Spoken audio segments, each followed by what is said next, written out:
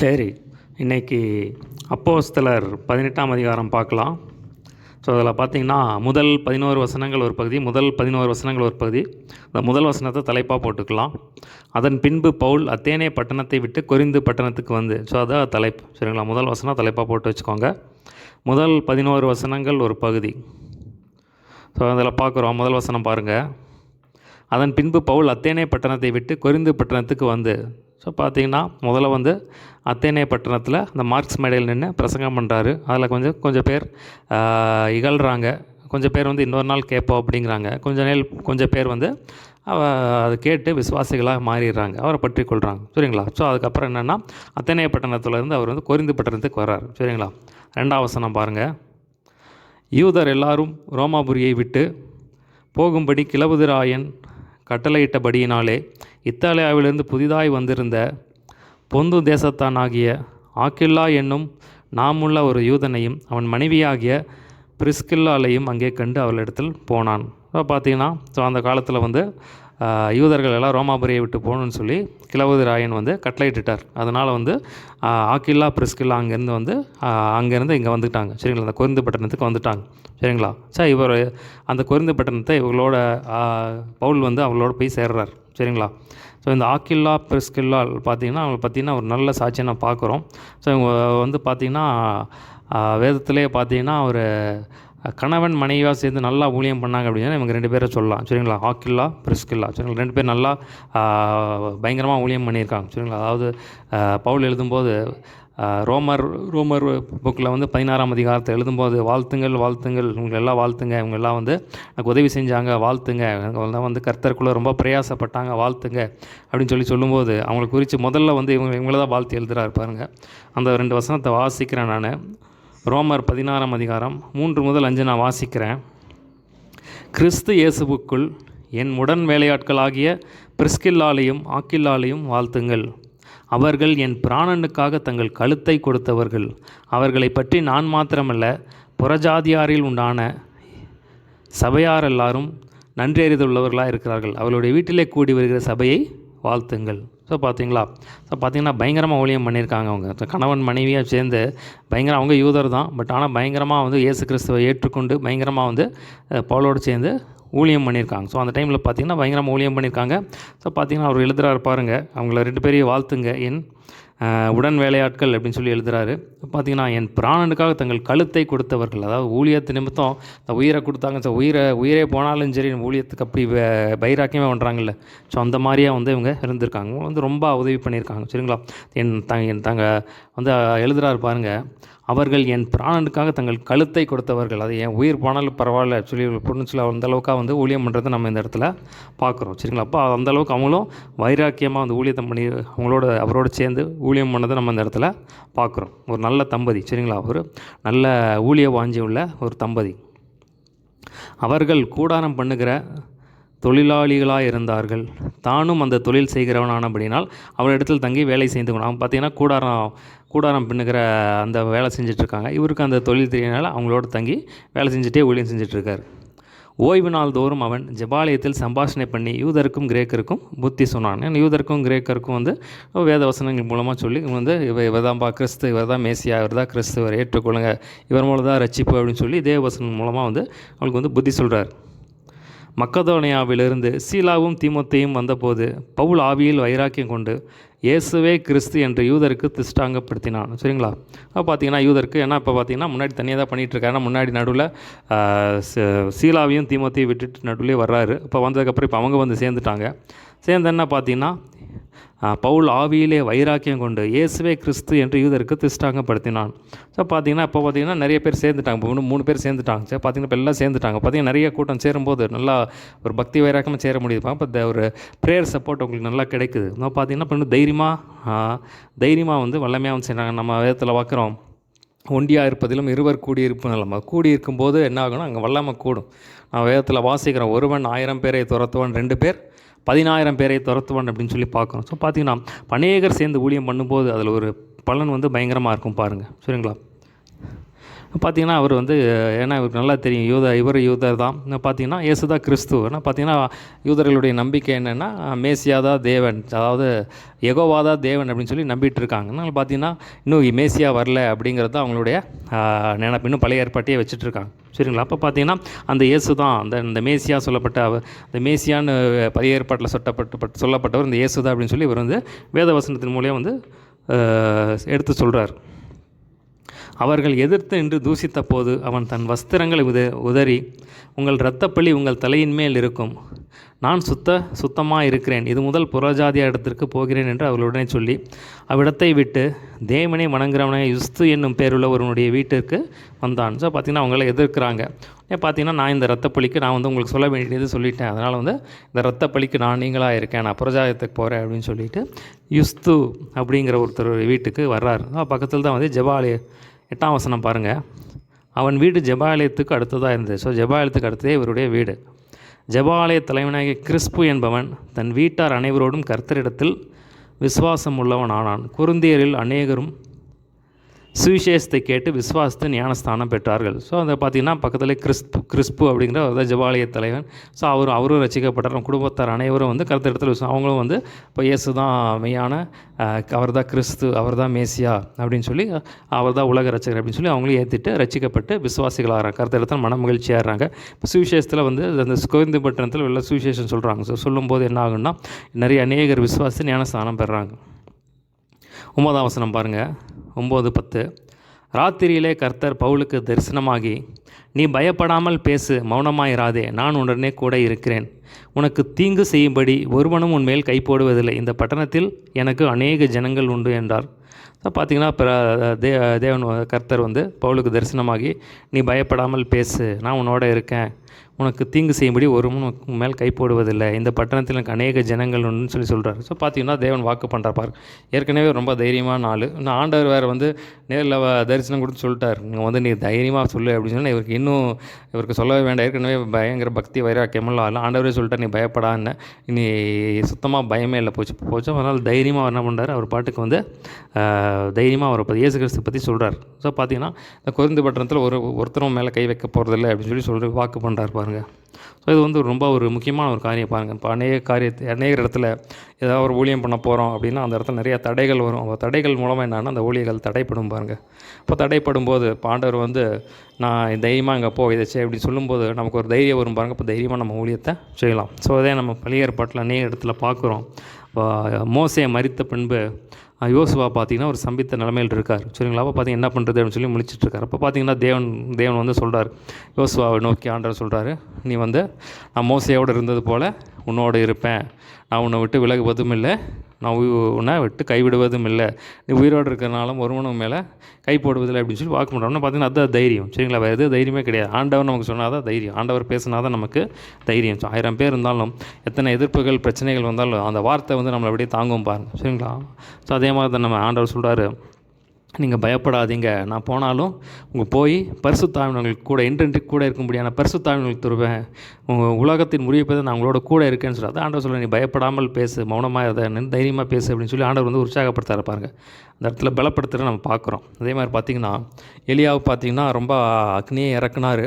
ஆனால் ஏசபேல் ஒரு பயப்படுத்தினா பார்த்திங்கன்னா ஓடி போய் ஒரு சூரிய செடி கீழே போய் படுத்துறார், குகைக்குள்ளே போய் படுத்துடுறார். ஸோ பார்த்திங்கன்னா ஆண்டவர் வந்து கூப்பிட்டு அவனை மறுபடியும் வந்து தட்டி எழுப்பி சாப்பாடெல்லாம் கொடுத்து தட்டி எழுப்பி மறுபடியும் நீ பண்ண வேண்டிய பிரகாரம் வெகு தூரம் நிற்போ அப்படின்னு சொல்லி ஆண்டவர் மறுபடியும் பலப்படுத்துகிறார், ஸ்ட்ரென்தன் பண்ணுறாரு பாருங்கள். இப்போ ஆண்டவர் நம்மளை பலப்படுத்துகிறாருமா. ஆனால் ஏன்னா பரலோக வேலையை நம்ம செஞ்சிட்ருக்கோம். சரிங்களா? அப்போ பரலோகமே நம்ம சைடு இருக்குது. சரிங்களா? அப்போ நம்ம ஊழியம் செஞ்சோம்னா பரலோகமே நம்ம சைடு இருக்குது பாருங்கள். நம்ம ஆண்டவர் கிருபை கொடுக்குறாரு, நீங்கள் போ, இங்கே இது செய். சரிங்களா? அப்போ நம்ம பயப்பட வேண்டியதில்லை. அப்போ இது ரொம்ப ஒரு முக்கியமான ஒரு காரியம் பாருங்கள். எந்த ஒரு ஸ்தம்பித்த ஒரு நிலைமையிலும் ஆண்டவரை நோக்கி பார்க்கும்போது நிச்சயமாக ஆண்டவர் நம்மளை பலப்படுத்தி நம்மளை தூக்கி விடுவார். ஸோ அந்த ஒரு வார்த்தை போதும் பாருங்கள். எப்பேற்பட்ட சூழ்நிலைகள் இருந்தாலும் சரி நம்ம அப்படியே தூக்கி எடுத்து பாருங்கள். இன்றைக்கி கூட ஆண்டவர் ஒரு வேளை நீங்கள் முடங்கி போய் கிடத்திருக்கலாம், ஒரு வேளை ரொம்ப நாள் ஊழியம் பண்ணிவிட்டு ஒரு வேளை ஊழியத்தை நிறுத்தியிருக்கலாம். சரி, என்னடா இருக்குது, யாருமே ஒரு ஊழியத்தில் ஒரு அங்கீகாரம் இல்லையே, ஒரு ஊழியத்தில் வந்து ஒரு பெரிய ஒரு வளர்ச்சி இல்லையே, நீங்கள் தைரியமாக ஓடுங்க. இப்போ ஆண்டவருடைய வார்த்தை நமக்கு முக்கியம் பாருங்கள். ஆண்டவர் வார்த்தை தான், அதுக்கு மேலே வந்து பெருசு, அதை விட பெருசு ஒன்றுமே கிடையாது. சரிங்களா? ஆண்டவருடைய வார்த்தை தான் ஃபைனல், அதுக்கு மேலே வந்து ஒன்றுமே கிடையாது. ஸோ ஆண்டவர் ஒரு வார்த்தை கொடுத்தா போதும் அது கண்டிப்பாக வந்து நிறைவேற்றியே தீர்வார். பாருங்க, இப்போ ஆண்டவர் ஒரு தரிசனத்தை கொடுத்தா எத்தனையோ தடைகள் வரும். ஆனால் வந்து அந்த தரிசனம் வந்துச்சுன்னா ஆண்டவர் அந்த தடைகள் எல்லாம் மீட்டு அந்த தரிசனத்தை நிறைவேற்ற தேவன் வந்து கிருபை செய்வார். பரலோகமே நம்ம சைடு நிற்கும் பாருங்கள். ஆண்டவர் வந்து பலப்படுத்துவார். நீங்கள் ஒருவேளை சோர்ந்து போயின்னு ஆண்டவங்களை பார்த்து சொல்கிறாரு, நீங்கள் பயப்படாதே, தைரியமாக ஊர் ஏற்று வச்சு, நான் கூட இருக்கேன், நான் உனக்கு பலப்படுத்துவேன் அப்படின்னு சொல்லி ஆண்டவங்களை பார்த்து தைரியப்படுத்துகிறார் பாருங்கள். அவன் 1 வருஷமும் 6 மாதம் அங்கே தங்கி தேவவசனத்தை அவளுக்குள்ளே உபதேசம் பண்ணி கொண்டு வந்தான். ஸோ பார்த்திங்கன்னா பயமில்லாமல் பண்ணுறாரு பாருங்க. ஆனால் ஆண்டவரே சொல்லிட்டார், ஒருத்தர் மேலே கை வைக்க மாட்டேன், தைரியமாக சொன்னால் தைரியமாக வந்து வசனத்தை சொல்கிறார் பாருங்கள். அடுத்த பாருங்க, 12ஆம் வசனத்திலிருந்து 17ஆம் வசனம் வரைக்கும் அடுத்த பகுதி. அந்த 12ஆம் வசனத்தை தலைப்பாக போட்டுக்கலாம். கல்யோன் என்பவன் அகாயா நாட்டிற்கு அதிபதியான போது யூதர்கள் ஒருமனப்பட்டு பவுலுக்கு விரோதமாக எழும்பி அவனை நியாயாசனத்துக்கு முன்பாக கொண்டு போய். ஸோ அதை பார்த்தீங்கன்னா அதோட தலைப்பு, சரிங்களா, அதோட தலைப்பு 12ஆம் வசனம் தலைப்பு 12 முதல் 17 வரை. 12ஆம் வசனம், கல்யோன் என்பவன் அகாயா நாட்டிற்கு அதிபதியான போது யூதர்கள் ஒருமனப்பட்டு பவுலுக்கு விரோதமாக எழும்பி அவனை நியாயாசனத்துக்கு முன்பாக கொண்டு போய் இவன் வேத பிரமாணத்துக்கு விகற்பமாய் தேவனை சேவிக்கும்படி மனுஷருக்கு போதிக்கிறான் என்றார்கள். பவுல் பேசுகிறதற்கு எத்தனைப்படுகையில் கல்லியோன் யூதரை நோக்கி, யூதர்களே, இது ஒரு அநியாயமாக பொல்லாத நடக்கையாக இருக்குமே, ஆனால் நான் உங்களுக்கு பொறுமையாக செவி கொடுப்பது நியாயமாக இருக்கும். இது சொற்களுக்கும் நாமங்களுக்கும் உங்கள் வேதத்துக்கும் அடுத்த தர்க்கமானபடியினாலே இப்படிப்பட்டவர்களை குறித்து விசாரணை செய்ய எனக்கு மனது, நீங்களே பார்த்து கொள்ளுங்கன்னு சொல்லி அவர்களை நியாயசனத்தினின்று துரத்தி விட்டான். ஸோ இந்த கல்யாண் ஒரு பார்த்திங்கன்னா அதிபதி, அவர் பார்த்திங்கன்னா ஊர் பிரச்சனை, வேறு ஏதாவது பொதுவான பிரச்சனைனா கொண்டு வாங்க, இது வந்து உங்கள் வேதத்துக்கான பிரச்சனை, இதை பற்றி எனக்கு கவலை இல்லை, நீங்களே பார்த்துக்கோங்கன்னு சொல்லி அவர் வந்து துரத்தி விட்டுறார். அப்பொழுது கிரேக்கர் எல்லாரும் ஜெபாலய தலைவனாக சொஸ்தேனே அவனை பிடித்து நியாயசனத்துக்கு முன்பாக அடித்தார்கள். இவைகளில் ஒன்றையும் குறித்து கல்லியோன் கவலைப்படவில்லை. ஸோ பார்த்தீங்கன்னா ஆனால் யூதர்களுக்கெல்லாம் கோபம், எப்படியாவது போத்து பவுலை பிடிக்கணும், அவன் பிடிச்சதை அடிக்கணும், அதாவது தண்டனை கொடுக்கணும் அப்படின்னு சொல்லி பார்த்துட்டு இருக்காங்க. ஆனால் பார்த்திங்கன்னா பவுலை வந்து பிடிக்க முடியல பாருங்கள். ஆனால் ஆண்டவர் வாக்கு பண்ணியிருக்காரு பாருங்கள். பார்த்திங்கன்னா சொஸ்தேனே அப்படிங்கிற ஜபாலய தலைவனை பிடிச்சி அடிக்கிறான். ஆனால் பார்த்திங்கன்னா அந்த கல்லியோன் அந்த அதிபதி வந்து எதுவுமே கொல்லப்படல. ஆனால் ஆண்டவர் வாக்கு பண்ணியிருக்காரு பாருங்கள். நான் அவன் மேலே ஒருவனும் கையை போடல. பார்த்திங்கன்னா அவன் மேலே பவுல் மேலே கையே போட முடியல பாருங்கள். ஆண்டவர் வந்து மறைச்சிக்கிறார், கொண்டு போயிடுறாரு பாருங்க. அடுத்த பாருங்கள், 18ஆம் வசனத்திலிருந்து 22ஆம் வசனம் வரைக்கும், 18 முதல் 22 வரை. அந்த 18ஆம் வசனத்தை தலைப்பாக போட்டுக்கலாம். பவுல் அநேக நாள் அங்கே தரித்திருந்த பின்பு சகோதரத்தில் உத்தரவு பெற்றுக்கொண்டு தனக்கு ஒரு பிரார்த்தனை உண்டாயிருந்தபடினால், அதை 4 லைன் வேணால் ஒரு தலைப்பாக போட்டு வச்சுக்கோங்க. ஸோ பார்த்திங்கன்னா அநேக நாள் வந்து இப்போ கொரிந்து பட்டணத்தில் இருக்கார். ஸோ அங்கேருந்து பார்த்திங்கன்னா எனக்கு ஒரு பிரார்த்தனை இருக்குது அப்படின்னு சொல்லி இப்போது கெங்கிரேயா போகிறார். கெங்கிரேயா பட்டணத்துக்கு போய் அப்படியே அங்கே இடத்துல மூவ் ஆகிறார். 18ஆம் வசனம் பாருங்கள், 18 முதல் 22 வரை. பவுல் அநேக நாள் தரித்திருந்த பின்பு, பார்த்திங்கன்னா கொரிந்தியில் தரித்திருந்த பின்பு கர்த்தர் சகோதரத்தில் உத்தரவு பெற்றுக்கொண்டு தனக்கு ஒரு பிரார்த்தனை உண்டாயிருந்தபடினாலே கெங்கிராயா பட்டணத்தில் தலைச்சவரன் பண்ணிக்கொண்டு சிரியா தேசத்து கப்பல் ஏறினான். பிரிஸ்கில்லாவும் ஆக்கில்லாவும் அவனுடனே கூட போனார்கள். ஸோ பார்த்திங்கன்னா இப்போ சிரியா தேசத்துக்கு கப்பல் ஏறி போகிறாரு. பிரிஸ்கில்லாவும் ஆக்கில்லாவும் கூட போகிறாங்க.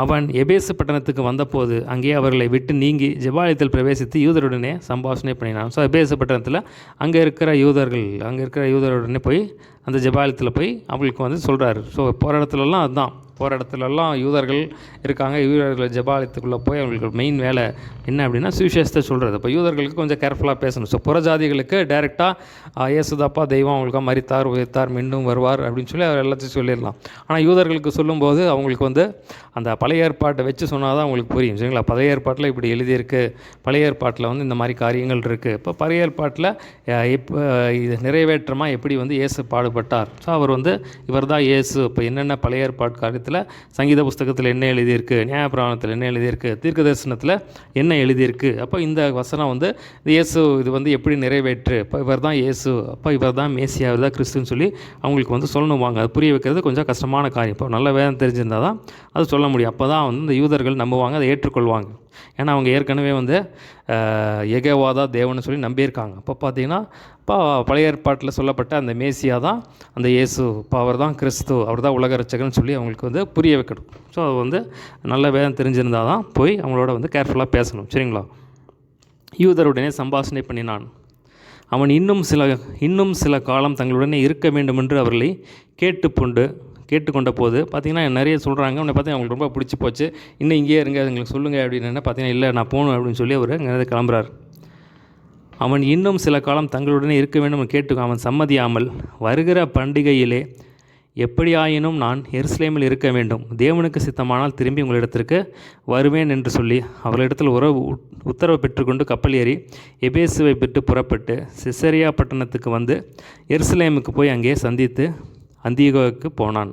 சரிங்களா? அப்போ எபேசு பட்டணத்தில் இருக்க சொல்கிறாங்க. அங்கேருந்து கிளம்புறாரு. இல்லை எப்படியாவது நான் வந்து பண்டிகையில் எருசலேமில் இருக்கணும் அப்படிங்கிறாரு. ஆனால் பண்டிகையில் வந்து ஆனால் எருசலேம் அந்த பண்டிகை ஏன்னா எருசலேமில் வந்து யூதர்கள் எல்லாம் வந்து அந்த பண்டிகையின்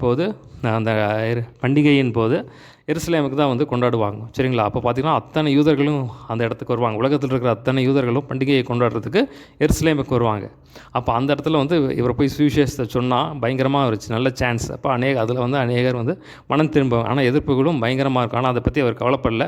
எப்படியா அந்த ஒரு குறிக்கோளை வச்சு தான் நான் இன்னும் எப்படியாவது நான் வந்து எருசலேமுக்கு போகணும், எருசலேமுக்கு போய் அத்தனை பண்டிகையின் போது அத்தனை யூதர்கள் வருவாங்க. அப்போ அத்தனை பேருக்கும் நான் வந்து எப்படியாவது சுவிசேஷத்தை இப்போ இயேசு தான் கிறிஸ்து அப்படி சொல்லி நீங்கள் தேடிக்கொண்டிருக்கிற மேசியா அவர் தான் இயேசு, அவர் தான் உலக ரட்சகர்னு சொல்லணும் அப்படின்னு சொல்லி அந்த ஒரு இதாகணும் எப்படியா அங்கே போகணுன்னு சொல்லி அவர் வந்து கிளம்புறாரு. எபேசுவை விட்டு புறப்பட்டு செசரியா பட்டணத்துக்கு வந்து எருசலேமுக்கு போய் சபையை சந்தித்து அந்தியோகியாவுக்கு போனான். செசரியா பட்டணத்துக்கு வர்றாரு. அங்கேருந்து செசரியா பட்டணத்துக்கு வந்து எருசலேமுக்கு போகிறார். எருசலேம் தான் தலைமை சபை இருக்குது, அங்கே தான் தலைமை சபை அங்கே தான் இருக்குது. அங்கே போய் ரிப்போர்ட்டெல்லாம் கொடுத்துட்டு மறுபடியும் சபையை சந்தித்து அந்தியோகியாவுக்கு வந்து சேர்ந்துடுறாரு. சரிங்களா? நான் சொன்னால் இது வந்து 2வது மிஷினரி பயணம். சரிங்களா? 2வது மிஷினரி பயணம் முடிஞ்சது. இதோட பார்த்திங்கன்னா அந்தியோகியாவில் ஆரம்பித்து வந்து அந்தியோகியாவிலேருந்து முடிக்கிறார். சரிங்களா? இதுதான் 2வது மிஷினரி பயணம். நான் சொன்னேன் முதல் மிஷினரி பயணம் 13ஆம் அதிகாரம் 14ஆம் அதிகாரம் அந்தியோகியாவில் ஆரம்பித்து அந்தியோகியாவில் முடிச்சிருக்காரு. இது வந்து 2வது மிஷினரி பயணம் முடியுது. சரிங்களா? 16ஆம் அதிகாரத்திலிருந்து 18ஆம் அதிகாரம் 22ஆம் வசனம் வரைக்கும் இதுதான் 22ஆம் வசனம். சரிங்களா? அந்தியோகியாவுக்கு போனான். சரிங்களா? அந்தியோகியா போனான் இருக்கா? அப்போ அந்தியோகியாவிலேருந்து ஆரம்பித்து மறுபடியும் அந்தியோகியாவில் வந்து முடிக்கிறார். 2வது மிஷினரி பயணம் இதோட முடியுது. சரிங்களா? அடுத்தது வந்து 23ஆம் வசனத்துலேருந்து 3ஆம் மிஷினரி பயணம் ஆரம்பிக்குது. சரிங்களா? 3ஆம் மிஷினரி பயணம் ஆரம்பிக்குது. 3ஆம் மிஷினரி பயணம் அது எங்கே அப்படின்னு ஏற்கனவே சொன்னேன் நான். 3ஆம் மிஷினரி பயணம் இந்த 23ஆம் வசனம் 18ஆம் அதிகாரம் 23ஆம் வசனத்துலேருந்து 21ஆம் அதிகாரம் 17ஆம் வசனம் வரைக்கும். சரிங்களா? 18ஆம் அதிகாரம் 23ஆம் வசனத்துலேருந்து 21ஆம் அதிகாரம் 17ஆம் வசனம் வரைக்கும் 3ஆம் மிஷினரி பயணம். சரிங்களா? ஸோ இதில் எங்கன்னா 3ஆம் மிஷினரி பயணத்தில் அந்தியோகியாவில் ஆரம்பிப்பார். அந்தியோகியாவில் ஆரம்பித்து முடிக்கிறது எருசலேமில் போய் முடிப்பார். சரிங்களா? எருசலேமில் போய் இறங்குவார். சரிங்களா? அப்போ சில வசனங்களுக்கு அப்புறம் கொஞ்ச நாளுக்கு அப்புறம் எருசலேமில் அரெஸ்ட் ஆயிடுவார். அதுக்கப்புறம் அப்போது 21ஆம் அதிகாரம் வரும்போது நான் சொல்கிறேன். சரிங்களா? அப்போ இதை ஞாபகம் வச்சுக்கோங்க. இப்போ 2 மிஷினரி பயணம் முடிஞ்சிருக்கு. இந்த 23ஆம் வசனத்துலேருந்து 3ஆம் மிஷினரி பயணம் 21ஆம் அதிகாரம் பாதிகள் வரைக்கும் 3ஆம் மிஷினரி பயணம். சரிங்களா? அடுத்த பாருங்கள் 23ஆம் வசனத்துலேருந்து 28ஆம் வசனம் வரைக்கும் அடுத்த பகுதி. சரிங்களா? 23ஆம் வசனத்துலேருந்து 28ஆம் வசனம் வரைக்கும் அடுத்த பகுதி, கடைசி பகுதி. அந்த 24ஆம் வசனத்தை தலைப்பாக போட்டுக்கலாம். சரிங்களா? 24ஆம் வசனம் தலைப்பாக போட்டுக்கலாம். இது இல்லைன்னா அப்பல்லோவின் ஊழியம். சரிங்களா? அப்பல்லோ செய்கிற ஊழியம். அப்பல்லோ அப்படிங்கிறவர் அவர் செய்கிற ஊழியம். அப்பல்லோவின் மினிஸ்ட்ரி. சரிங்களா? அப்பல்லோவின் ஊழியம். இந்த 24ஆம் வசனம் தலைப்பாக போட்டுக்கலாம். அப்பொழுது அலெக்சாந்திரியா பட்டணத்தில் பிறந்தவனும் சாதுரியவானும் வேதாமங்களில் வல்லவனுமான அப்பல்லோ என்னும் பேர் கொண்ட ஒரு யூதன் எபேசு பட்டணத்துக்கு வந்தான். ஸோ அதான் தலைப்பு. சரிங்களா? ஸோ அப்பல்லோ அவர் செய்கிற ஊழியம் அதான் இந்த இருக்கிற மீதி இருக்கிற வசனங்கள். 24ஆம் வசனம் தலைப்பாக போட்டுக்கலாம். 23ஆம் வசனம் வாசிக்கிறேன். அந்தியோகியத்துக்கு போய் சேர்றாரு. அங்கே சில காலம் சஞ்சரித்து இது வந்து பவுல் 23ஆம் வசனம் பவுலை பற்றி சொல்லுது. சரிங்களா? அந்தியோகியாவுக்கு போய் சேர்ந்துடுறாரு. செசரியாவிலேருந்து எருசலேமுக்கு போய் எருசலேமுடைய சபையில் போய் சந்தித்து ரிப்போர்ட்டெல்லாம் கொடுத்துட்டு மறுபடியும் அந்தியோகியாவுக்கு வந்துடுறாரு. சரிங்களா? அங்கே சில நாள் சஞ்சரித்த பின்பு புறப்பட்டு கிராமமாய் கலாத்தியா நாட்டிலேயும் பிரிகியா நாட்டிலேயும் சுற்றி திரிந்து சீசர் எல்லாரையும் திடப்படுத்தினான். ஸோ இது 23ஆம் வசனம். இது வந்து பவுலை பற்றி சொல்லுது. சரிங்களா? 24ஆம் வசனத்திலிருந்து அப்பல்லோவை பற்றி சொல்லுது. அப்பல்லோங்கிற பற்றி அப்பல்லோ செய்கிற ஊழியத்தை இங்கே நம்ம பார்க்குறோம்.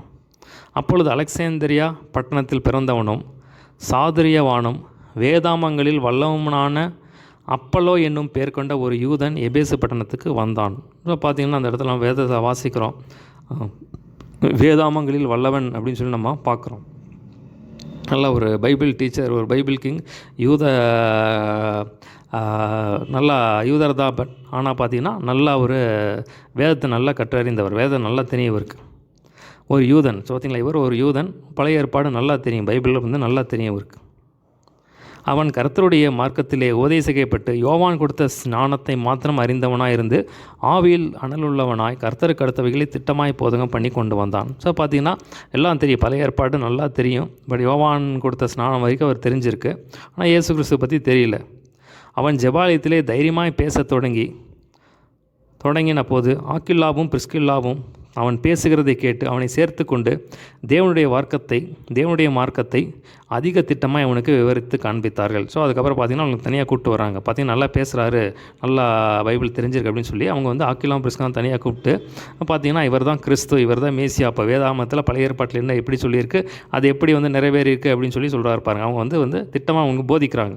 உடனே அவருக்கு தெரிஞ்சு போச்சு, அவர் ரசிக்கப்பட்டுறார். தெரிஞ்சு இப்போ இவர் தான் கிறிஸ்து, இவர் தான் மேசியா, பழைய ஏற்பாட்டு மூலமாக எழுதப்பட்டது இவர் தான், அப்போ இவர் மூலமாக இந்த வார்த்தைகளெல்லாம் நிறைவேறியிருக்கு அப்படின்னு சொல்லி அவர் வந்து புரிஞ்சுக்கிறார். அது பின்பு அவன் அகாயா நாட்டிற்கு போக வேண்டும் என்று இருக்கையில் சீசர்கள் அவனை ஏற்றுக்கொள்ளும்படி சகோதரர்களுக்கு எழுதினார்கள். அவன் அங்கே வந்த பின்பு வெளியரங்கமாய் யூதர்களுடனே பலமாய் தர்க்கம் பண்ணி அகாயா நாட்டுக்கு வராரு. அங்கே வந்து அங்கே இருக்கிற சகோதரருக்கு ஒரு லெட்டர் எழுதினான். இவர் வந்து நல்ல ஒரு சகோதரர் தான், விசுவாசி தான் அப்படின்னு சொல்லி லெட்டர் எழுதி கொடுக்குறாங்க. அவன் அங்கே வந்த பின்பு வெளியரங்கமாக இதனுடைய பலமாய் தர்க்கம் பண்ணி இயேசுவே கிறிஸ்துவென்று வேத வாக்கியங்கள் திஸ்தாந்தப்படுத்தின மாதிரியா கிருபையினாலே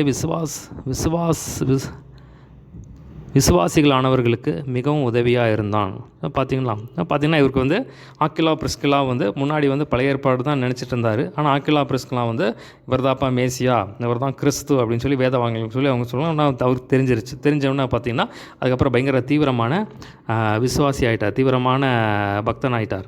பார்த்துட்டு அதுக்கப்புறம் என்ன பண்ணுறாரு, அப்போ அகயா நாட்டுக்கு வந்து அங்கே இருக்கிற யூதருடனே வந்து இயேசு தான் கிறிஸ்து அப்படின்னு சொல்லி வேத வாக்கியங்களோடு திஷ்டாந்தப்படுத்தினபடினால் கிருபையினாலே விசுவாசிகளானவர்களுக்கு மிகவும் உதவியாக இருந்தான். ஸோ பார்த்திங்கன்னா பழைய ஏற்பாட்டில் பார்க்கலாம், பழைய ஏற்பாட்டில் சங்கீதங்களில் தீர்க்க தரிசனங்களில் நம்ம நியாயப்பிரமாணத்தில் பார்த்திங்கன்னா மேசியாவை பற்றி போட்டிருக்கோம், இப்போ இயேசு கிறிஸ்துவை பற்றி போட்டிருக்கோம். ஸோ பார்த்திங்கன்னா எல்லாம் இப்போ ஏசியா 53 பார்க்குறோம். அவளோட பிறப்பை பற்றி போட்டிருக்கோம். அவர் எங்கே பிறப்பார், பெத்லஹேமில் பிறப்பார் அப்படின்னு சொல்லி அதே வந்து நம்ம தீர்க்க தரிசன புத்தகத்தில் பார்க்க முடியும். அதே மாதிரி பார்த்திங்கன்னா வஸ்திரத்தை சீட்டு போட்டு பங்கிட்டார்கள், அந்த காரியம் அப்போ பார்த்திங்கன்னா மேசியாவை பற்றின சொல்ல எல்லா காரியமே வந்து நிறைவேறினது நம்ம அந்த இடத்துல பார்க்குறோம். அவங்க வந்து விவரித்து சொல்கிறாங்க. சரிங்களா?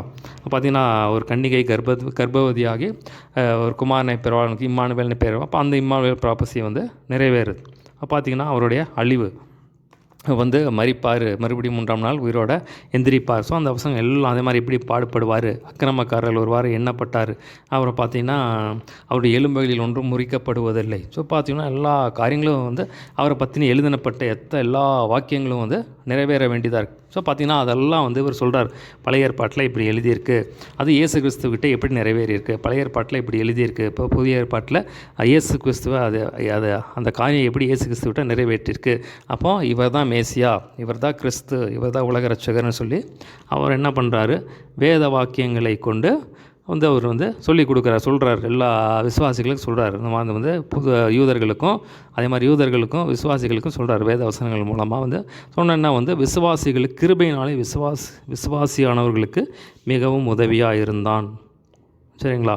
பார்த்திங்கன்னா பைபிள் டீச்சர்ஸ் அப்படின்னு சொல்லி நம்ம எடுத்தோம்னா இவர் ஒரு பைபிள் டீச்சர்னு சொல்லி நம்ம எடுத்துக்கலாம். சரிங்களா? நல்ல ஒரு பைபிள் டீச்சர் மாதிரி நம்ம வச்சுக்கலாம். அவர் பார்த்திங்கன்னா பழைய ஏற்பாட்டில் எஸ்ரா ஒரு நல்ல ஒரு வேத போதகர். சரிங்களா? அதே மாதிரி புதிய ஏற்பாட்டில் பார்த்திங்கன்னா இயேசு கிறிஸ்து ஒரு நல்ல போதகர். அதே மாதிரி பார்த்திங்கன்னா பவுல் ஒரு நல்ல போதகர். அதே மாதிரி பார்த்திங்கன்னா அப்போலோ பார்த்திங்கன்னா ஒரு நல்ல ஒரு வேத போதகர். சரிங்களா? நம்ம எடுத்துக்கலாம்.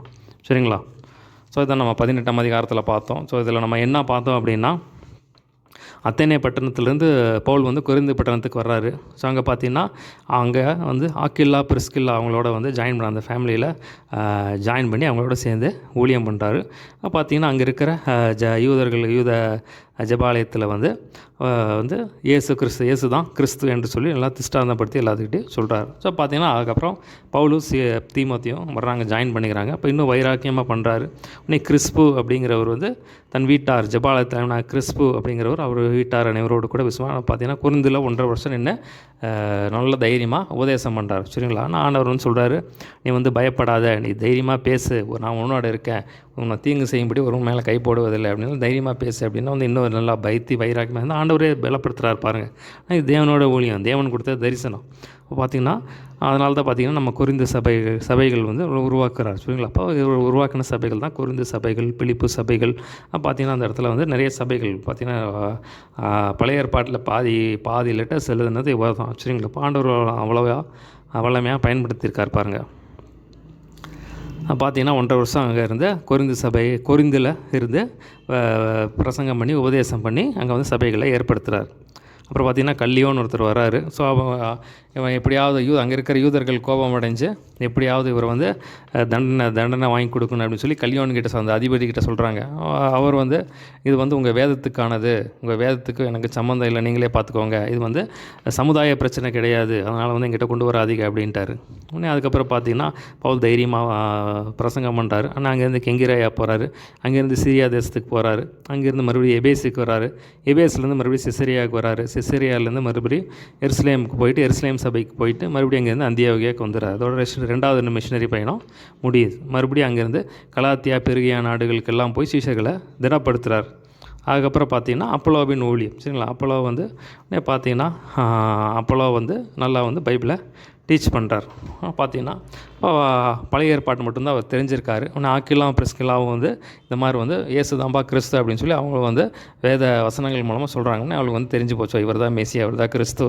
எப்படி பழைய ஏற்பாட்டில் வந்து அவருடைய தீர்க்க தரிசனங்கள் எழுதப்பட்ட காரியங்கள் எல்லாம் எப்படி இயேசுக்கிட்ட நிறைவேற்றா, அப்போ இவர் தான் மெசியா கிறிஸ்து அப்படிங்கிறது வந்து அவர் புரிஞ்சுக்கிட்டு விசுவாசிகளுக்கு அதை வந்து வேத வாக்கியங்களை கொண்டு திஷ்டாங்கப்படுத்தினாலும் கிருபையினால் விசுவாசிகளை மிகவும் உதவியாக இருந்தார் அப்படின்னு சொல்லி நம்ம பார்க்குறோம். சரிங்களா?